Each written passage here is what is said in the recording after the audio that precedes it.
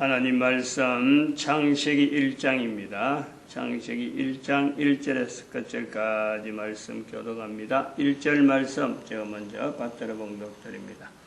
태초에 하나님이 천지를 창조하시니라.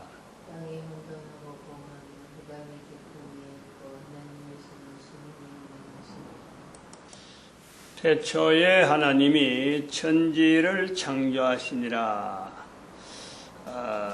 천지 창조, 우리가 현재 살고 있는 우리는 창조되어지는 천지, 그 가운데 우리가 지금 존재하는 겁니다. 현재. 또 한편으로는 하나님에 대한 우리가 분명한 어떤 그 관계성을 가지고 볼 때는 창세기 1장 1절의 이 태초의 천지 창조, 이것이 자기에게 현재적으로 일어나는 사건이에요. 다른 사람, 내가 이제 존재하고 있으니까 천지라는 것이 있는 거고, 내가 존재가 없다면 천지는 전혀 관계가 없는 거예요. 인간 중심으로 만들어지는 천지는 내 존재되어지면서 내가 존재하는 동안에는 천지 창조는 계속되는 거예요. 그래 봐봐야 내가 그것을 알고 내가 그것을 연결하는 것은 결국 내가 코로 숨을 쉬고 있는 동안밖에 없어요. 아무도 왜 그러느냐, 코에 숨을 끊어지면은 누구든지 그럴 거예요. 왜 그랬느냐, 너가 왜 그랬냐 하고 말할 사람 아무도 없어요. 이것도 한 사람밖에 없어요. 네가 왜 그랬느냐, 살아있는 동안에 어때나 할 때는 오직 개인 자기 혼자 그것을 답을 하고 다 책임져야 되는 거죠.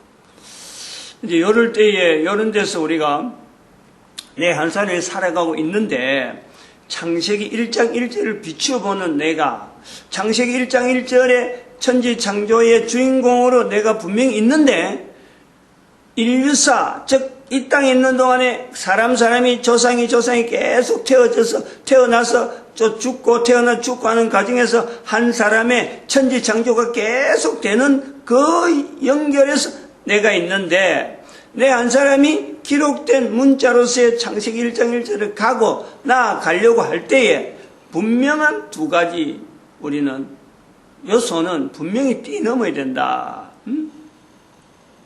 첫 번째는 예수님을 분명히 뛰어넘어요. 예수님 관계를 분명히 붙잡고 있어야 되는 거예요. 그리고 예수님 관계를 분명히 붙잡고 있고, 또 하나는 노아 홍수 사건에서 우리가 언어라고 하는 언어에서의 관계, 내가 역사적으로 나아가는 가운데 이 역사의 흐름에서 언어가 문자로 되어지고 문자로서 현재 내가 그 안에, 문자 안에서 내가 휘둘려 있는데, 그 휘둘려 있는 이 관계를 예수님을 통해서 정통으로, 정확한 방향, 정확한 어떤 그 목표, 이걸 가지고 있어야 된다. 내가 현재 있는 위치가 어디에 있느냐? 동서남북, 사방을 보면은 동서남북이지만 이게 입체적으로 보면요, 어떤 위치에 내가 있는지, 그걸 어떤 정점으로 하지 않고 내가 있는 데서 다음에 하나의 위치에 나아지면 않으면은 창세기 1장 1절에 갈 수가 없어요. 그래서 나를 이렇게 혼돈하게 만드는 이 위치에는 뭐가 있느냐?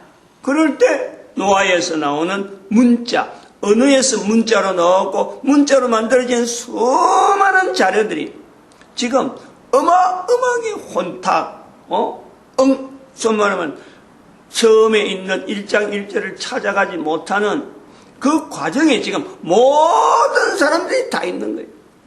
전체가 다 여기서 뒹굴이 있단 말이에요. 단순하게 평면적인 사방이 아니라 입체적으로, 입체도 여러 가지 다양한 입체, 원자핵에 관계될 정도로 원자핵이 둘레가 이런 한 평면으로 난다는 이런 운동도 하는 핵도 있고, 또 옆으로 또 이렇게 돌아가는 핵도 있고, 또 옆으로 가는 2열이라 하나 2열, 4열, 8열 이런 식으로 다양한 형태의 어떤 원자가 분자가 구성되어 있는데, 그런 식으로 내 한 사람이 어떤 그 창세기 1장 1절로 나아가려고 하는 정점에서 내가요, 방향이 어느 방향으로 가야 될지를 모릅니다. 여기서 모든 사람들이 창세기 1장 1절에 가야 되는, 갈 수 있는 어떤 정점에서 어떤 그 꼭지점, 아니면 어떤 그 분명한 방향을 표시하는 하나의 등대, 그 요소에서 우리가 예수님이 있단 말이에요. 그 예수님을 통해서 창세기 1장 1절을 방향을 잡지 않으면은 어느 누구도 방향을 잡을 수가 없어요. 어느 누구도.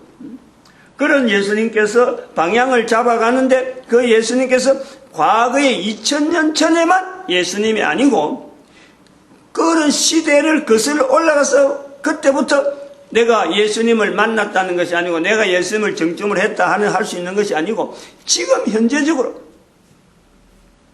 2000년 전에 분명히 연대적으로는, 인류적으로는, 인류사 쪽에는 분명히 연대가 있지만은 현재적인 예수님, 그 예수님을 인식할 수 있도록 바로 선악을 알게 하는 나무의 실과 생명나무의 실과 생명나무라고 하는 이 두 어떤 존재를 성경의 창세기에 나타나고 있는 거죠. 창세기 2장 17절에 선악을 알게 하는 나무의 실과는 먹지 말라, 먹으면 정령 죽으리라 라고 하는 이 표현에서 바로 이 선악을 알게 하는 나무의 실과가 오늘도 우리 주변에 뭘 나타내기 위해서? 바로 예수님을 나타내요. 모든 사람들이 예수님을 통해서 창세기 1장 1절을 지나갈 수 있도록, 나아갈 수 있도록. 그래서 그게 고린도전서 12장 3절에 성령으로 아니하고는 아무라도 누구든지 성령으로 아니하면 예수를 주라 할 수가 없는, 이 주라고 하는 이 개념 자체가 주인이란 뜻 아니에요. 주인. 주인을 못 알아본다 이거지 지금 현재. 내 한 사람 한 사람 살아가는데 내가 사는 것 같은데 내가 주인이 있다. 그 주인, 즉 내 주인은, 내가 주인을 할 때 주인은 누구냐? 인간 한 사람 한 사람 할 때 주인은 누구냐? 창조입니다. 창조. 내가 현재 창조되어지는 과정에서의 주인이, 이런 걸 구분해서 하나님, 성부 하나님을 창조주, 그 다음에 예수님을 구세주, 그 다음에 성령님을 우리가 또 이야기할 때는 다르게 섭리를 한다든지, 여기는 성령님에 대한 구체성은 성령님 스스로는 주인의 자리를 이렇게 부르는 것조차 성령님은 오히려 더 이런 부분을 참 나타내지 못하는, 예수님이 십자가에서 낮아졌다, 낮아지고 낮아질 대로 하나님께서 인간을 낮추는, 인간의 어떤 위치를 볼 때 인간을 높이기 위해서 하나님이 낮아지고 낮아지는 가운데 하나님이 오셨는데 바로 십자가에 죽기까지 낮아지심, 우리가 보는 거죠. 그런데 그것을 또 예수님을 인간들에게 나타내는 성령님은 더욱더 낮아지는 거예요. 요 요소를 알아야 돼요.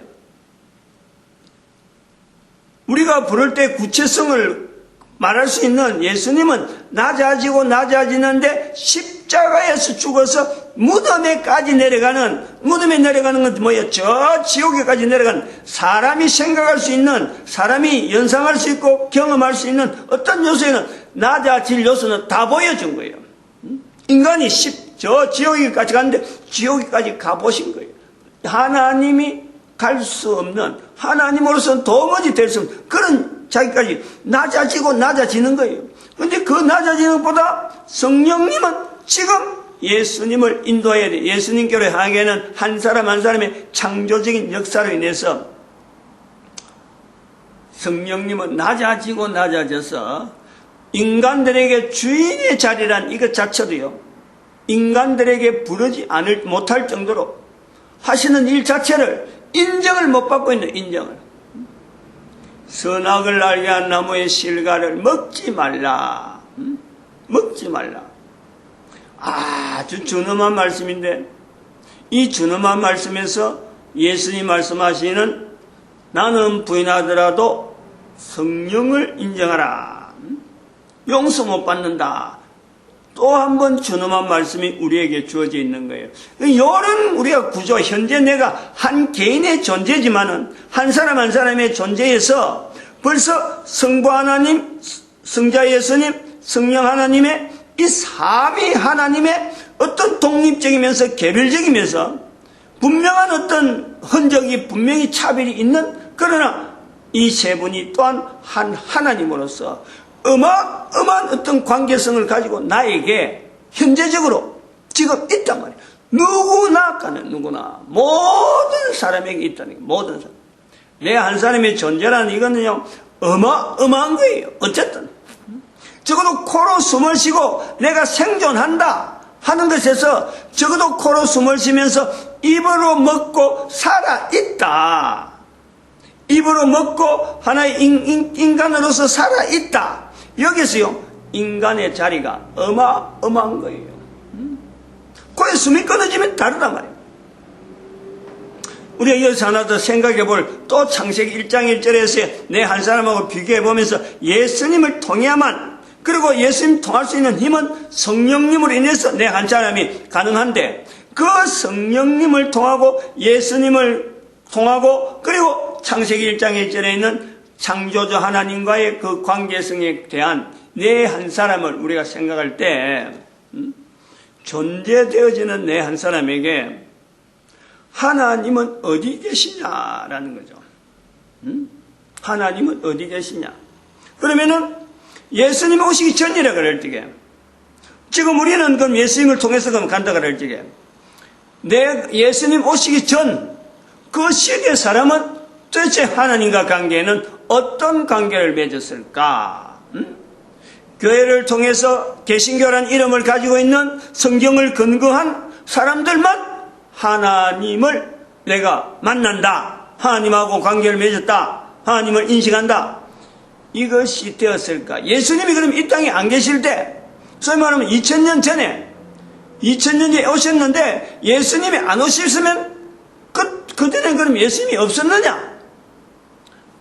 이 관계가 얼마나 중요해요. 엄청나게 중요해요. 예수님 오셨다는 것은 사람들이 복음을 들고 성경을 들고 비로소 그때 우리나라에 2000년 전에 예수님이 오셨다 그래도 우리나라 사람들에게는 적어도 1884년의 연대를 1800년, 1900년, 지금부터 100년 전, 100년 조금 더 되는 그 언저리에 그럼 예수님이 이 땅에 오셨나? 이거 이상한 거 아니에요? 한 사람의 존재에서 누구든지 지금 막 뒹굴어 있고 위치도 모르고 자기 자체에 대한 좌표도 분명하지 않는 그 과정에서 예수님을 통해서 창세기 1장 1절에 나아가는 이 자리가 예수님이 오신 분명한 내용이다. 역사적인 자리로서 흔적을 분명히 인류사에 남기기 위해서 오셨다. 그러면 오시기 전에 예수님은 도대체 우리 민족하고 우리가 복음을 듣기 전에, 또 지금도 복음을 듣지 못한, 예수님이 있는지 없는지도 모르고 있는 사람들이 이 땅에 있을 수가 있는데 그들의 관계는 지금 도대체 어떻게 되는 거예요? 우리만 구원받고 예수님 통해서 우리만 구원받다가 그 사람들에겐 구원의 길이 전혀 없나?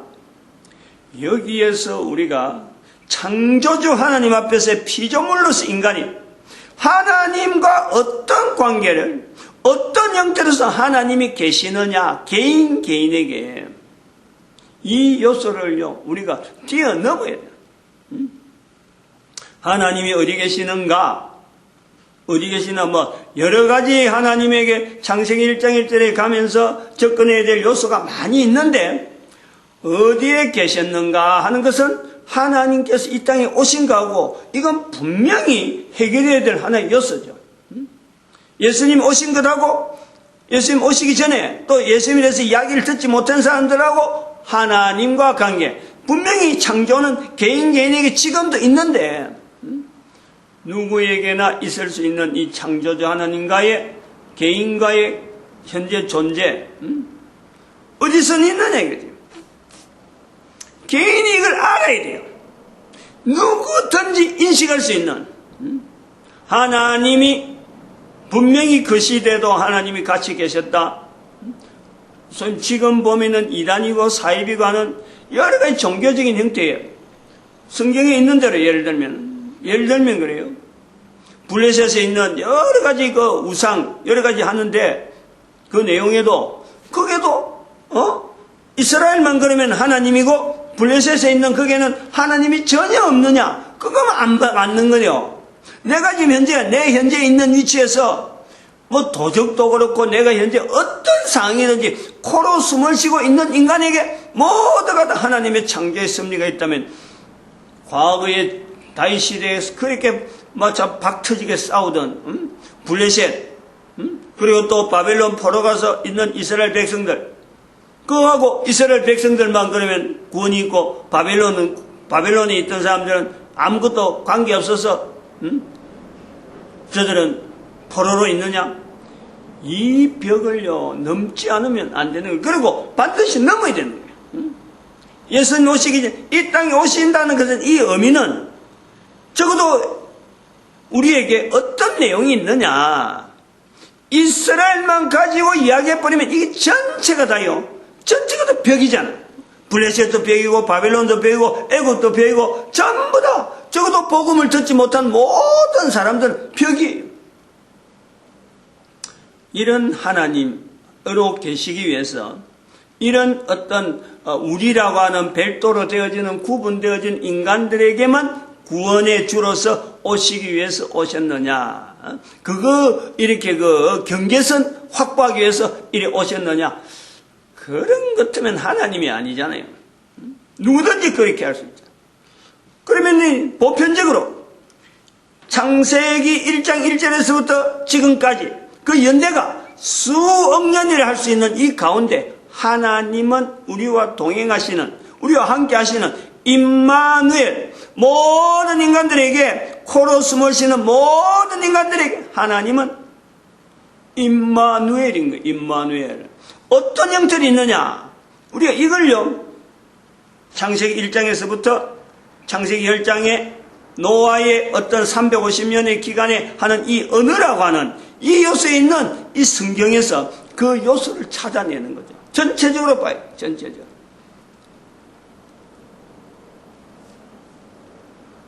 창세기 1장에서는 이런 내용이 아주 두드러진 내용이 뭐냐니까. 창세기 1장에 하루, 이틀, 사흘, 날, 일회, 7일, 엿새 7일로 이래 나아가는데 여기에 언제 하나님이 어디 계시냐 이런 요소로서 나오는 내용이 어디라도 찾을 수가 없어요. 창세기 1장에서 나오는 첫째 날부터 여섯 날까지 전부 다 하루 그 다음에 일곱째 된 날은 2장에서 나오는데 그 일곱째 날까지 들어가 보면은 하나님이 어디 계시냐는 표현이 하나도 없어요. 즉 누구든지 하나님의 임재를 누구든지 인정한다. 여기가 아주 중요한 힌트가 있잖아요. 하나님이 어디 계시느냐?